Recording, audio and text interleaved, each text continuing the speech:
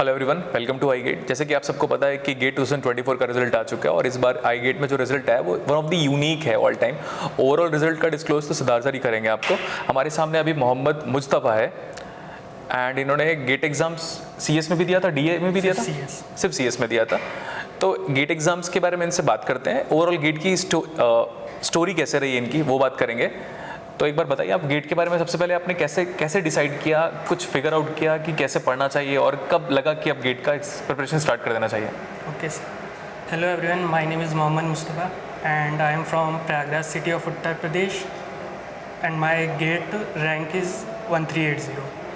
तो basically up to 4th year तक तो मैं गेट के बारे में जानता भी नहीं था। मुझे ऐसा लगता था कि वो जस्ट एक पीएचडी का एग्ज़ाम है। तो अच्छा, ये मिसकंसेप्शन था आपके अंदर? ओके। उसके बाद जब ग्रेजुएट हो गया तब पता चला कि मेरे ही क्लास के 2 स्टूडेंट ने गेट में अच्छी रैंक लाए थे। तो वहाँ से पता चला कि हाँ, गेट के थ्रू एमटेक होता है और एकदम बीटेक की तरह करिकुलम होते हैं, प्लेसमेंट्स होते हैं। तब जाके थोड़ा सा लगा कि हाँ, अब गेट करना चाहिए। तो फिर उसके बाद मैंने जून मंथ में गेट की प्रिपरेशन शुरू कर दी थी। जून 2023? ठीक है। किसी सब्जेक्ट को जब आप पढ़ते थे तो उस टाइम पे क्या स्ट्रेटेजी हुआ करती थी और सब्जेक्ट खत्म होने के बाद आप टेस्ट देना कितना प्रोमिनेंट मानते हैं? सर, सबसे पहले मैंने सी प्रोग्रामिंग से स्टार्ट किया था क्योंकि वो फेयरली इजी लगता था।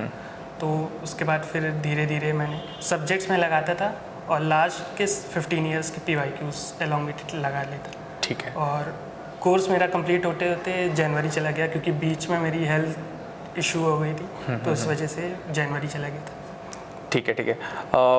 लगभग कितने टेस्ट सीरीज दिए होंगे आपने? सर, टेस्ट मैं दे ही नहीं पाया, एक भी टेस्ट नहीं दिया आपने? तो डायरेक्टली आपने एग्जाम दिया हुआ है? Directly sir. हम मोस्ट ऑफ द टाइम पे, जैसे हम टीचर हैं तो मैं हूँ, सिद्धार्थ सर है, सुप्रीत है, हम सबको एक ही एडवाइस देते रहते हैं कि टेस्ट जितना ज़्यादा हो सके उतना दीजिए। एंड अब एक एक्सेप्शंस भी मिल गया हमको कि बिना टेस्ट दिया आपने डायरेक्टली एग्जाम दिया है। सर, वो एक्चुअली टाइम ही नहीं था ना। वैसे जनवरी मंथ में भी करीब 15 डेज थे जहाँ फिर मेरी हेल्थ ख़राब हुई, तो उस वजह से और लैग हो गया।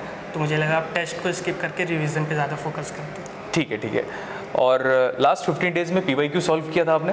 PYQ नहीं सर, सिर्फ रिवीजन, थ्योरी रिवीजन। मतलब सिर्फ क्लास नोट्स पे पूरी तरह डिपेंडेंट थे, नॉट इवन टेस्ट सीरीज पे भी डिपेंडेंट ही थे। ठीक है। और कोई ऐसा सब्जेक्ट जो आपको परेशान किया? सर, थोड़ा कंप्यूटर नेटवर्क मुझे टफ लगता था। ओके। और कोई सब्जेक्ट जो बड़ा स्मूथ लगा कि ज़्यादा एफर्ट ही नहीं देना पड़ रहा है इसमें? सर, TOC काफ़ी अच्छा लगा मुझे, TOC और डेटा स्ट्रक्चर। मैथ्स कितना इंपॉर्टेंट लगता है आपको गेट एग्ज़ाम के लिए? सर, मैथ्स इंपॉर्टेंट होता है क्योंकि सिर्फ गेट में ही नहीं, गेट के बाद भी उसका यूज़ होगा। आप जहाँ एमटेक करने जाएंगे वहाँ भी यूज़ होगा, प्लेसमेंट में कंपनीज आती हैं उसमें भी यूज़ होता है। तो मैथ्स का यूज़ हुआ हर जगह है। लीनियर अलजेब्रा, प्रोबेबिलिटीज़ का यूज़ AIML में बहुत है। तो मैथ्स आपको बहुत इंपॉर्टेंट है। प्रोबेबिलिटी, ठीक है। प्रोबेबिलिटी का तो मैं importance gradually day to day life में अब क्लियर होते जा रहा है। जब से AI आया है तो प्रोबेबिलिटी और इम्पॉर्टेंट हो गया। एंड एप्टीट्यूड के बारे में? सर, एप्टीट्यूड पे उसको आप सेपरेट टाइम देते थे या क्लास के साथ ही जितना क्लास में कराया उतना काफ़ी है? एप्टीट्यूड मैंने पढ़ा ही नहीं था, मतलब डायरेक्ट ऐसे ही। सो गेट एग्जाम में रफ आइडिया बता सकते हैं हम स्टूडेंट्स को कि आपका गेट एग्जाम में एप्टीट्यूड 15 मार्क्स का था इंक्लूडिंग इंग्लिश, तो रफ कितने मार्क्स आए उसमें? 9 मार्क्स थे एप्टीट्यूड। एक क्वेश्चन था सर, सिली मिस्टेक हो गया 2 मार्क्स का। ओके। उसका सर मैंने एक्चुअली 11 आंसर कैलकुलेट भी किया था, लेकिन वो गलती से 10 मार्क कर दिया। कुछ ऐसे क्वेश्चंस हुए जिन्होंने आपने डेलिब्रेट मिस्टेक किया होगा, जानबूझकर गलतियां हो गई? Yes sir, total 4 questions. Total 4 questions थे। ठीक है। आई गेट में स्टूडेंट जितने लोग हैं उनका ओवरऑल जो फीडबैक है वो सुना था आपने यूट्यूब में? Yes sir, yes.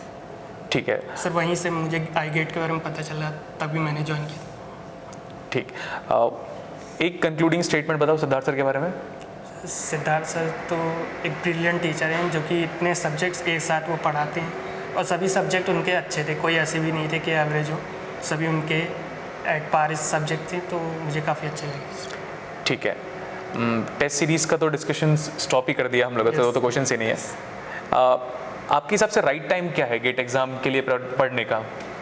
सर, जितनी जल्दी शुरू कर दे बस वही है। अगर कोई सेकेंड सेमेस्टर से कर दे, सेकेंड ईयर से कर दे और अच्छा है। जितनी जल्दी करेंगे उतना अच्छा है, उतना आपके पास एम्पल टाइम होगा ताकि आप अच्छे से कोर्स कंप्लीट कर सकें, फिर PYQs लगा सकें। फिर टेस्ट सीरीज़ का बहुत इंपॉर्टेंट रोल है जो मैंने नहीं दिया। बात करके मुस्तफ़ा से एक बात और क्लियर हो रहा है, जनवरी मंथ में आप कह रहे थे you have got an health crisis kind of thing.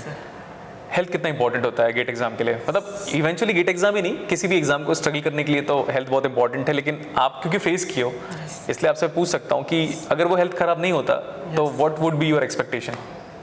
Sir हो सकता है थोड़े कुछ 7-8 नंबर और आ जाते हैं। ओके, तो लाइक कंक्लूडिंग स्टेटमेंट, इस स्टेटमेंट के रिगार्डिंग मैं ऐड कर सकता हूँ कि हेल्थ एक प्रोमिनेंट फैक्टर है जिसमें हमें फोकस करना चाहिए।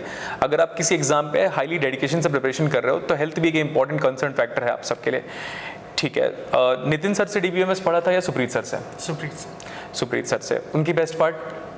सर मतलब उन्होंने अच्छे से समझाया DBMS को एकदम इजी तरीके से, SQL सब क्लियर हो गया था। कुछ हमारे जूनियर्स को या ऐसे कोई स्टूडेंट जो फ्यूचर में गेट एग्जाम देना चाहते हो उनको कुछ अपने तरफ से कुछ एडवाइस या सजेशन देना चाहते हो? सर यही कहूँगा कि मतलब आप अगर गेट प्रिपरेशन स्टार्ट कर दिए तो जितनी जल्दी से स्टार्ट करोगे उतना ही अच्छा है, और प्रिपरेशन के दौरान अप्स डाउन आते रहेंगे तो उस पर ज़्यादा ध्यान नहीं देना है आपको, बस कंसिस्टेंट रहना है और अपनी मेंटल हेल्थ पे ज़्यादा वर्क करना है। अगर आप उससे डील कर रहे हो तो उस पर वर्क करिए और बस कंसिस्टेंट रहिए। कभी ऐसा हुआ है कि किसी ने बहुत क्लोज जो आपका करीबी है जिसने आपको डिमोरलाइज किया है कि गेट करके क्या ही होगा करके? नहीं सर, मेरी केस में तो नहीं। अच्छा, वो आपके साथ ऐसा कॉन्सिक्वेंसेस फेस करने को नहीं मिला? ठीक है। स्ट्रेंथ और वीकनेस क्या है आपकी गेट एग्जाम के रिगार्डिंग? सब्जेक्ट्स? हाँ सब्जेक्ट। सर TOC स्ट्रेंथ, और वीक सब्जेक्ट आपने शायद बताया था लग रहा है? Computer network. ऐसा कोई लग रहा है कि किसी एक फील्ड में ज़्यादा मुझे मेहनत करना चाहिए था तो एग्जाम शायद और बेहतर होता, जैसे आपने टेस्ट सीरीज नहीं दिया है तो क्या कभी किसी पॉइंट ऑफ टाइम पे लगा आपको कि काश टेस्ट सीरीज दे देता मैं? ऐसा लगता है आपको? तो लगा, लेकिन क्योंकि टाइम ही नहीं था सर। अच्छा, पहले आप सब्जेक्ट को कंप्लीट करने पे मेन फोकस था आपका? ठीक है। रिवीजन भी प्रॉपर नहीं था तो उस पर ज़्यादा फोकस था। ठीक है। और जैसे कि एक स्टूडेंट और टीचर में फेथ कितना इंपॉर्टेंट है, अपने लैंग्वेज में डिस्क्राइब कर दीजिए इसको। सर इम्पॉर्टेंट तो है, मतलब आपको टीचर पे पहले सबसे ट्रस्ट करना होता है कि हाँ ये टीचर के थ्रू। तो पहला जो ट्रस्ट वाला पार्ट है वो स्टूडेंट की तरफ से इनिशिएट होगा। दैट्स गुड, सही है। और फिर उसके बाद बस आपको उनके ऊपर बिलीव करते हुए वो जैसे पढ़ाते जा रहे हैं, जैसे बोलते आ रहे हैं, उनको फॉलो करते जाइए ऐसे। ठीक है। टेक्निकली साउंड कितना किया आपको गेट एग्जाम्स का प्रिपरेशन?